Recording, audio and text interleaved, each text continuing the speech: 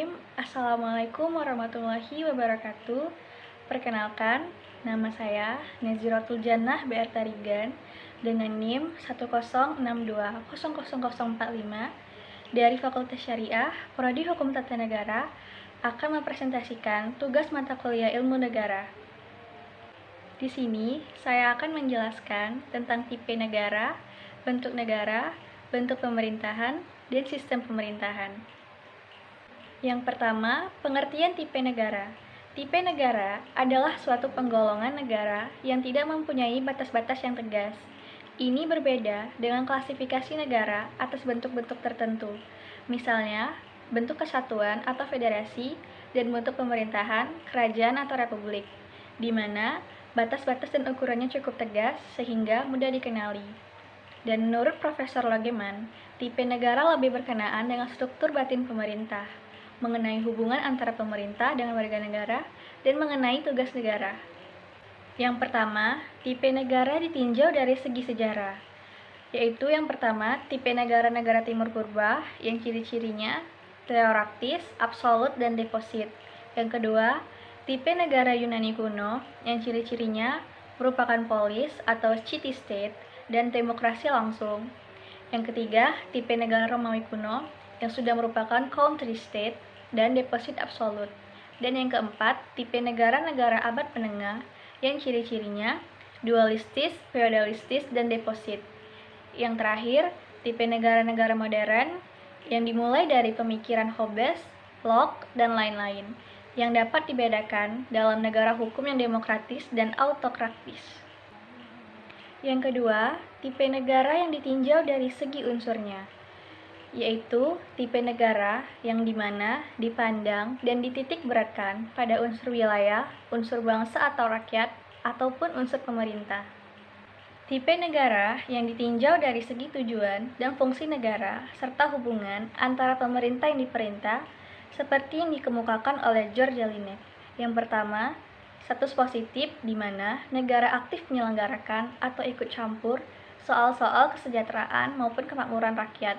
Yang kedua, status negatif di mana negara tidak ikut campur urusan perekonomian rakyat. Yang ketiga, status aktif yaitu rakyat ikut aktif berpartisipasi dalam pemerintahan. Dan yang terakhir, status pasif di mana rakyat tidak berpartisipasi atau hanya tunduk pada pemerintahannya saja. Dan dari pandangan George Jelinek ini telah melahirkan tipe-tipe kenegaraan. Yang pertama, negara polis atau police state. Yang kedua, negara hukum formal atau liberal, formal liberal state. Dan yang ketiga, negara hukum material atau modern. Yang pertama, negara polis atau police state, yang berarti negara menentukan segalanya, sedangkan rakyat pasif. Jadi, sifat hubungan negara atau penguasa rakyat adalah positif pasif. Solus publica supremum lex, yang artinya kepentingan umum di atas segalanya, termasuk di atas hukum atau undang-undang prinsip legibus solus et, yang artinya hanya raja atau penguasa yang dapat membuat hukum atau undang-undang yang dipengaruhi oleh aliran merkantilisme dalam ilmu ekonomi. Yang kedua, negara hukum formal liberal atau formal liberalist state, yang berarti negara hukum formal merupakan antitesis dari negara polis, yang bercirikan negara tak boleh campur tangan dalam bidang ekonomi, rakyat yang bebas atau aktif dalam pemerintahan, sehingga status hubungan negara rakyat sifatnya negatif aktif, dan negara hanya merupakan wasit saja. Yang ketiga, negara hukum material atau modern negara kesejahteraan, yang berarti welfare state, yang bercirikan tipe negara hukum material merupakan tesis baru dari negara polis, tesis, dan negara hukum formal antitesis. Sifat hubungan negara rakyat adalah positif aktif. Restate dan the rule of law. Konsep negara hukum restate berkembang di negara Eropa kontinental. Syarat pokok negara hukum yang dikembangkan di Eropa kontinental dengan tokohnya Frederick Julius Stahl ialah pengakuan dan perlindungan terhadap hak-hak asasi manusia, yang perlu adanya pembagian kekuasaan atau asas egalitas di mana pemerintahan berdasarkan hukum, dan adanya peradilan administrasi. Sedangkan, menurut konsep the rule of law yang berkembang di negara Anglo-Saxon yang dipelopori oleh F. V. Dicey, ditentukan 3 syarat pokok negara hukum. Yang pertama, supremacy of law, yaitu hukum di atas segalanya. Yang kedua, equality before the law, yaitu persamaan kedudukan dalam hukum, dan yang ketiga, konstitusi yang berdasarkan hak asasi manusia. The rule of law, dalam arti yang formal, tidak lain merupakan kekuasaan umum yang terorganisir, sedangkan the rule of law dalam arti material adalah the rule of just law, yang berarti menjunjung tinggi hak asasi manusia dan bermaksud menegakkan hukum yang benar dan adil. Berikutnya, saya akan menjelaskan tentang bentuk negara, bentuk pemerintahan, dan sistem pemerintahan. Yang pertama, bentuk negara. Menurut teori-teori modern sekarang ini, bentuk negara yang terpenting adalah negara kesatuan atau biasa disebut dengan unitarianisme, dan negara serikat atau biasa disebut dengan federasi. Yang pertama, negara kesatuan. Negara kesatuan adalah bentuk suatu negara yang merdeka dan berdaulat, dengan satu pemerintahan pusat yang berkuasa dan mengatur seluruh daerah. Namun, dalam pelaksanaannya, negara kesatuan ini terbagi ke dalam dua macam sistem pemerintahan. Yang pertama, sistem sentral dan sistem ekonomi. Yang pertama, negara kesatuan dengan sistem sentralisasi adalah pemerintahan yang langsung dipimpin oleh pemerintahan pusat, sementara pemerintahan di bawahnya melaksanakan kebijakan pemerintahan pusat. Dan yang kedua, negara kesatuan dengan sistem desentralisasi adalah kepala daerah yang diberikan kesempatan dan kewenangan untuk mengurus urusan pemerintah wilayah sendiri. Sistem ini dikenal dengan istilah otonomi daerah atau swatantra. Yang kedua, negara serikat atau federasi. Negara serikat atau federasi merupakan bentuk negara gabungan yang terdiri dari beberapa negara bagian dari sebuah negara serikat. Pada mulanya, negara-negara bagian tersebut merupakan negara yang merdeka, berdaulat, dan berdiri sendiri. Dan setelah menggabungkan diri dengan negara serikat, dengan sendirinya, negara tersebut melepaskan sebagian dari kekuasaannya dan menyerahkan kepada negara serikat. Penyerahan kekuasaan dari negara-negara bagian kepada negara serikat tersebut dikenal dengan istilah limitatif atau satu demi satu, di mana hanya kekuasaan yang diberikan oleh negara-negara bagian saja atau delegate power yang menjadi kekuasaan dari sisi pelaksanaan dan mekanisme pemilihannya. Bentuk negara dapat digolongkan ke tiga kelompok, yaitu monarki, oligarki, dan demokrasi. Yang pertama, monarki. Pemerintahan monarki adalah model pemerintahan yang dikepalai oleh raja atau ratu. Dalam prakteknya, monarki ada dua jenis. Yang pertama, monarki absolut, dan yang kedua, monarki konstitusional. Monarki absolut adalah model pemerintahan dengan kekuasaan tertinggi di tangan satu orang raja atau ratu, yang termasuk negara dalam bagian ini yaitu negara Arab Saudi, Brunei, Swaziland, Bhutan, dan lain-lain. Yang kedua, monarki konstitusional. Monarki konstitusional adalah bentuk pemerintahan yang kekuasaan kepala negaranya Perdana Menteri dan dibatasi oleh ketentuan-ketentuan konstitusi negara. Praktek monarki konstitusional ini adalah yang paling banyak dipraktekkan di beberapa negara seperti Thailand, Jepang, Inggris, Jordania, dan lain-lain. Yang ketiga, monarki parlementer. Monarki parlementer adalah bentuk pemerintahan yang bertanggung jawab atas kebijaksanaan pemerintahannya adalah menteri. Dan yang termasuk dalam kategori negara ini adalah negara Inggris, Belanda, dan Malaysia. Yang kedua, oligarki. Model pemerintahan oligarki adalah pemerintahan yang dijalankan oleh beberapa orang yang berkuasa dari golongan ataupun kelompok tertentu. Yang ketiga, demokrasi. Pemerintahan model demokrasi adalah pemerintahan yang bersandarkan pada kedaulatan rakyat atau berdasarkan kekuasaannya pada pilihan atau kehendak rakyat melalui mekanisme pemilihan umum. Bentuk kenegaraan. Adapun bentuk kenegaraan meliputi bentuk-bentuk negara yang pernah ada, antara lain sebagai berikut.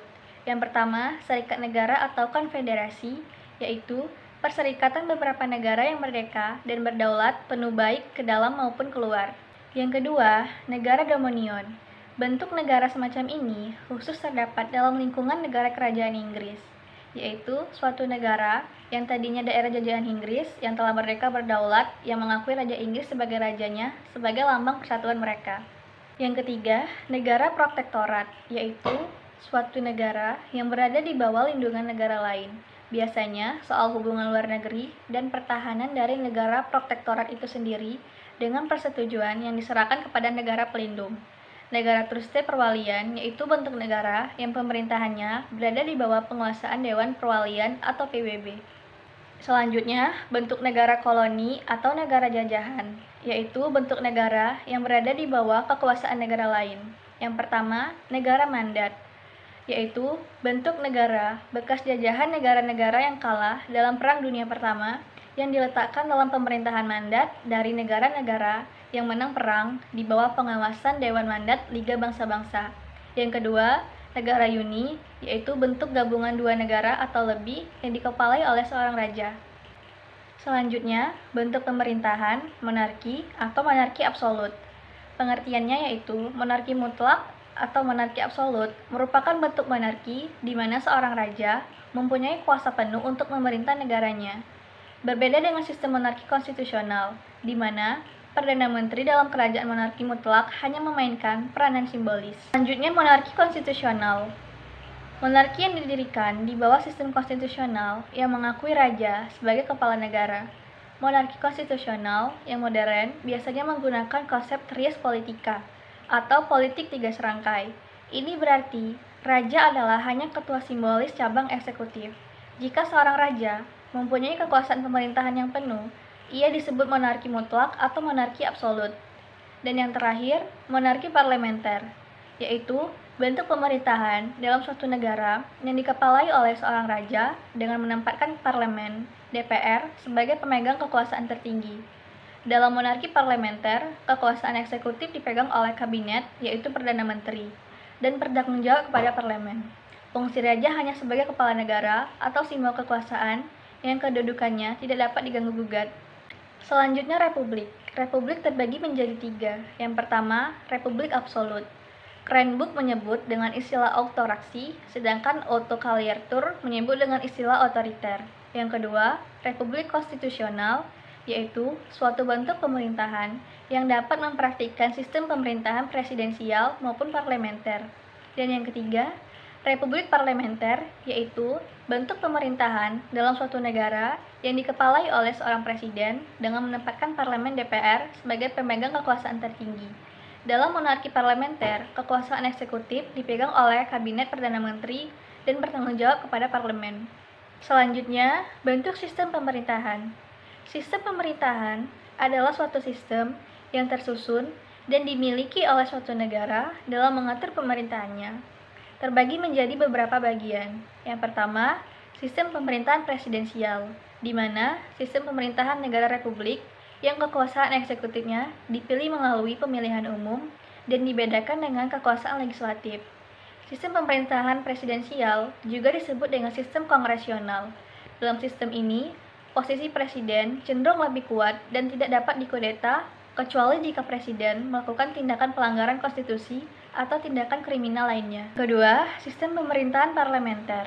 Sistem pemerintahan parlementer yaitu sistem pemerintahan di mana pihak parlemen berperan aktif dalam pemerintahan, yang nyata dibuktikan dengan wewenang parlemen untuk mengangkat dan memberhentikan Perdana Menteri. Selain itu, dalam sistem pemerintahan parlementer juga dapat memiliki seorang presiden dan Perdana Menteri yang bertugas mengatur jalannya pemerintahan itu sendiri. Yang ketiga, sistem pemerintahan semi-presidensial. Sistem pemerintahan semi-presidensial adalah sistem yang menggabungkan dua sistem pemerintahan, yaitu presidensial dan parlementer. Sistem semi-presidensial memberlakukan sistem rakyat yang memilih presiden, sehingga presiden memiliki kekuasaan yang kuat bersama dengan Perdana Menteri yang ada. Sistem pemerintahan semi-presidensial ini juga disebut sebagai dual eksekutif atau eksekutif ganda. Yang terakhir, sistem pemerintahan komunis. Komunisme merupakan suatu ideologi, namun pada perkembangannya, ada beberapa negara yang menggunakan komunis sebagai suatu sistem pemerintahan dalam negara tersebut. Sistem komunis juga sangat anti-liberalisme dan menentang kepemilikan akumulasi modal pada suatu individu tertentu. Sistem komunis sendiri juga mengharuskan segala alat produksi dikuasai oleh negara dengan tujuan untuk kemakmuran rakyat. Itulah penjelasan saya mengenai tipe-tipe negara, bentuk pemerintahan, serta sistem pemerintahan. Apabila ada salah mohon dimaafkan. Saya akhiri dengan wassalamualaikum warahmatullahi wabarakatuh.